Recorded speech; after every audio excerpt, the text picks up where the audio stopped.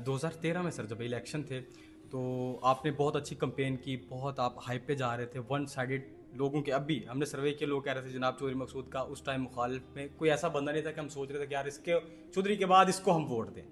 سر تب آپ کے جو انتخابی نشان تھا سائیکل تھا، الیکشن سے چند دن پہلے سر آپ کو نااہل کر دیا گیا.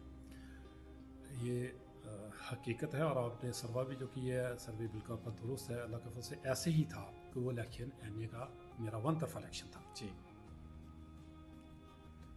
انفارچونیٹلی اس وقت ہی میں اسی طرح ہی نااہل ہوا جیسے 2024 کے الیکشن میں بہت سارے لوگ نااہل ہوئے ہیں.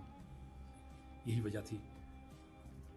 اور کوئی ایلیگیشن ہوتا تو الیکشن کے بعد بھی میرے میں لگتا، وہ نہیں تھا.